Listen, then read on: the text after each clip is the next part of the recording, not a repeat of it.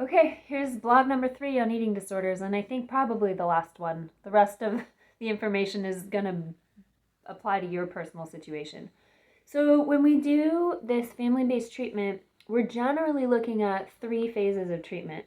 In phase 1, we're working on restoring weight if the child is anorexic, but we're looking at medical stability. So, how and when does your doctor say, okay, the child is medically stable, the weight is restored. If it's a female and she's lost her period, the period is back or should be coming back very shortly because the health is back in balance. And now we have the child eating the proper number of calories every day. It's pretty straightforward and pretty direct. Parents, you're in charge of making sure the eating is done properly in the proper amounts. And sometimes the proper amounts can be what looks like overfeeding for a little while until the weight is restored and the doctor and dietitian together tell you to back off.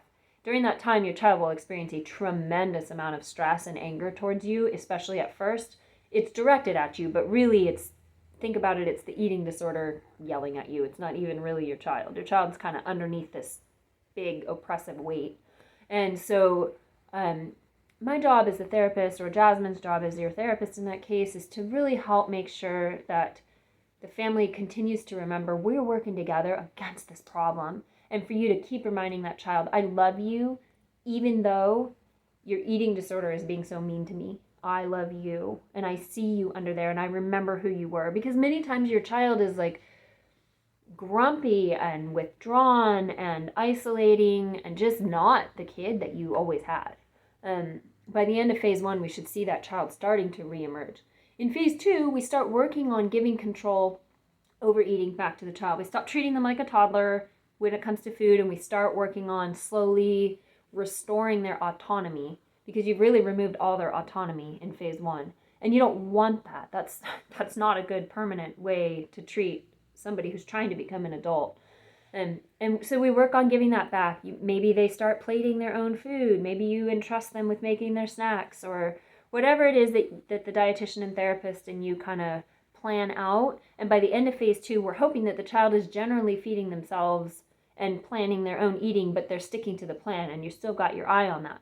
By phase 3, you pretty much trust that your teenager is going to feed themselves properly. And now we're really looking at, okay, how long has this gone on and what has your kid missed? Because many times during the eating disordered time, when they're really starving themselves or they're very over focused on binging and purging cycles, they're not mentally engaged in their world. They're not connecting with friends or just developing like a normal teenager. And so phase 3 is about rediscovering who are you and who do you want to be when you're not thinking about your body.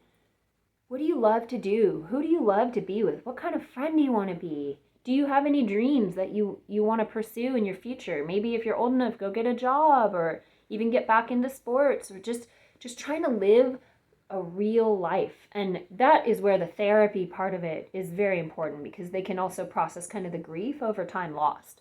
So one of the kids that I've worked with started her eating disorder at 10, and by the time she dealt with it and got through her phases, I think it was not caught until she was close to 13. And then she was about 15 when she was in phase 3, and she had to grieve. It was almost 5 years of her life that she had missed, and she just didn't get to go through. So we had to kind of walk through, okay, how do you suddenly jump from mentally you were 10 to now you're 15, and you need to live a 15-year-old life and have joy and be able to tolerate the pain emotionally that comes with being a 15-year-old, and just navigating academics and friends and dating and all that fun stuff that's normal teenage stuff.